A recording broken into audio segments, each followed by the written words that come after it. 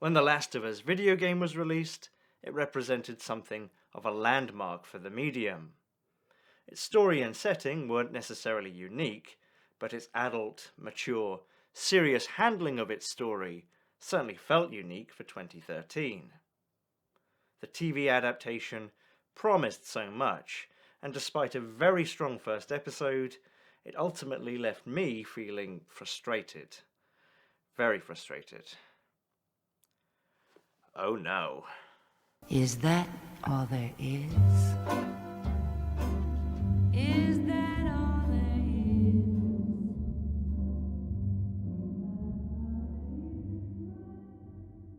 More or less about a road trip across the zombie-infested United States and the bonding of our heroes, Ellie and Joel, The Last of Us gets many things right. For sure, the performances are good, but averaging a reported $11 million an episode, I'd kind of expect that, just as I'd expect the focus pulling to be second to none. That said, the on-screen chemistry between Pedro Pascal and Bella Ramsey isn't something that can necessarily be bought. I think there were great choices for Joel and Ellie, and I think performances, the dialogue's writing, and the direction of typical dramatic scenes, human-on-human conversation, were all done really well across the board. Equally, the sense of scale that's necessary in a story about traversing the overgrown wastes of America is done mostly very well. The wide shots of post-outbreak ruin are sparing, although not too rare, and effective in what they choose to show and how. There are changes, mostly superficial, but not all, but the overall feel is that The Last of Us is very faithful to the game, perhaps unsurprisingly considering Neil Druckmann's involvement. The game was written and co-directed by Neil Druckmann. Druckmann created and co-wrote the TV show with Craig Mazin. But there, the problem really lies. The episodic nature of the game, where events are bulked out and informed by gameplay, does not translate well to the structure of a 9-part series. We meet so many characters who appear interesting, only for them to disappear 1 or at most 2 episodes later, over and over. Whereas this makes sense for a game driven by a need for different challenges and environments, and driven by the player themselves, the TV show doesn't successfully tie these elements together.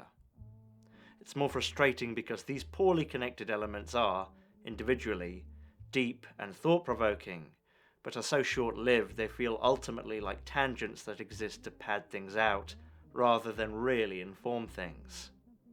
The third episode, the longest of the season, follows prepper Bill as he reclaims his small town after the outbreak and eventually meets Frank, the love of his life.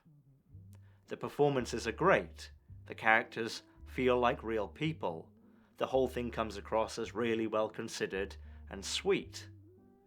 But Bill and Frank both die before Ellie and Joel arrive, unlike in the game, where Ellie and Bill kind of get to know each other. Here they exist only for our viewing pleasure.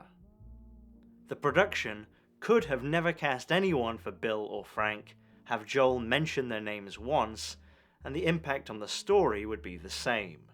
I'm not saying that's what they should have done, definitely not, but there are easy alternatives. Have one or both of Bill and Frank die after Joel and Ellie arrive, if they must die.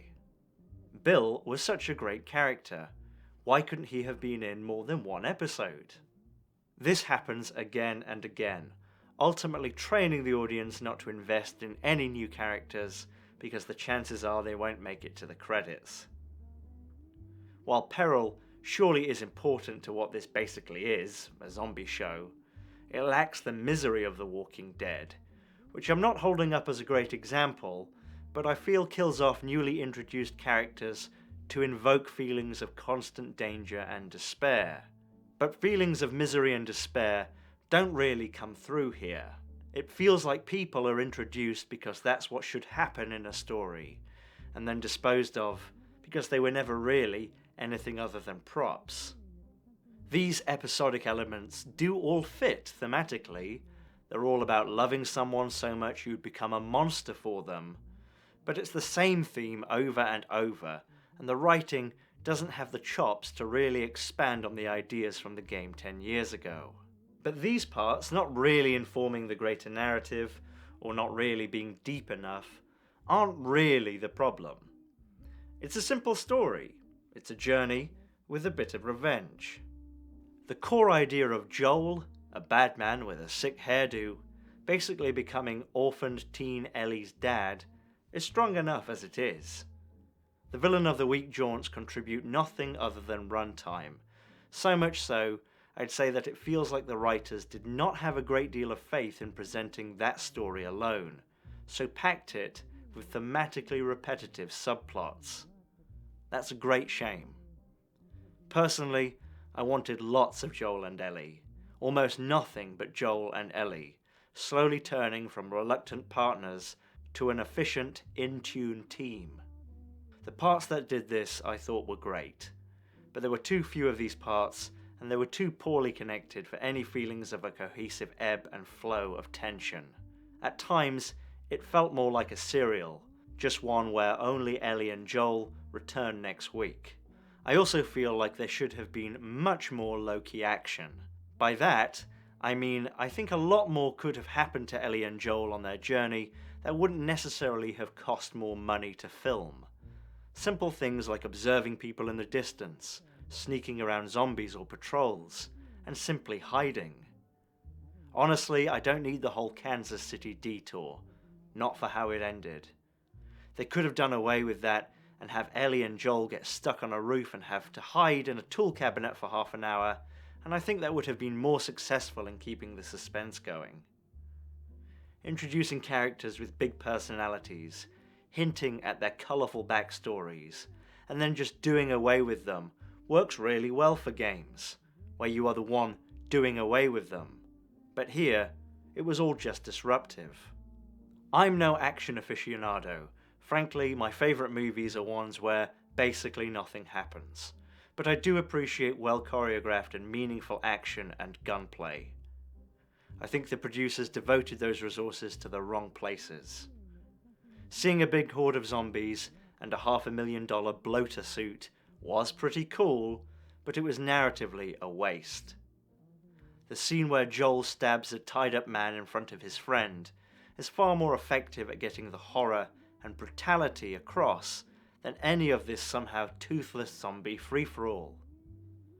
Excess blood can be cheap, but I think it's warranted here, and I think they should have gone quite a bit further.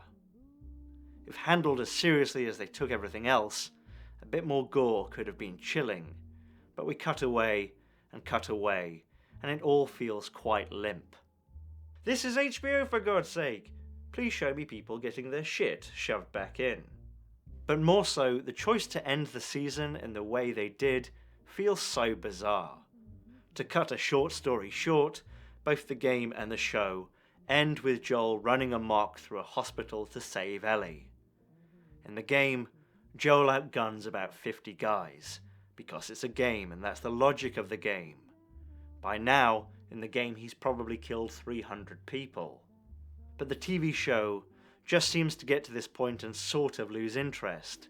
Joel doesn't kill 50 men, I don't think he even kills a dozen, just like in the game, by shooting people faster than they can shoot him. But then it ends with the logic of John Wick, and John Wick is a fun gun fu, and John Wick this ain't. The show promised us, from the very beginning, what are they capable of? That Joel's inevitable storming of a paramilitary-run hospital would be like witnessing a force of nature. I wanted him to go berserk as if he were a cross between Scarface, MacGyver, and Doctor Doom. A post-apocalyptic hospital could have been such a great setting for the climax of an inherently violent story. I wanted Joel to be injecting himself with adrenaline, blowing holes through walls with oxygen tanks, pulling people's ears off, blind firing like an angry goblin, and rampaging through red mist. I'm not saying I want Joel to suddenly be Neo, but I wanted the climax to be more than Joel defeating fireflies who don't know how to shoot or take cover. Not necessarily in a way where it basks in violence, but in a way where at least offers some catharsis. Instead, it's almost cut like the sort of montage you see when the production doesn't really have enough money to do what the script demands. But they did have enough money, just not the wherewithal to see they needed to bring in action-orientated directors and operators for the finale. Saying that though, it almost feels like they wanted to minimize the carnage of the end, almost as if they're embarrassed about this part of the source material, which they shouldn't be. Joel doesn't use his brain, he doesn't even use his rage. He's in the same world as the game where no one but him can shoot straight, or apparently really wants to live. There's also a moment after this that kind of undermines it all. Joel shoots Marlene because, he reasons, if he lets her live, the Fireflies will eventually come after Ellie. Very practical, very Joel. Not cruel to be cruel, pragmatic to survive. But I guess the doctors he let live are bound by patient confidentiality then. Ultimately, it's not just disappointing, it's quite grinding. The whole thing feels far tamer than the game and far tamer than the story requires. There's little threat from the zombies. We see clickers being formidable foes in the second episode, then quite formidable in the fifth episode, and then they're just gone. Even the hive mind idea, ripe for narrative exploitation, especially in the finale, doesn't come into play meaningfully ever. But, I'd argue worse, there's little threat from Joel, other than during a few choice moments which are never properly fleshed out. Did he get the drop on the baddies through a stuffed sheet ruse, or by somehow outthinking them? No, they're just nowhere near as competent as him.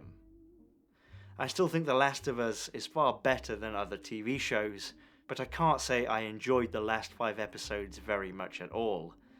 It may be higher production value, and written with a little less cringe than other shows, but it sure does feel like TV.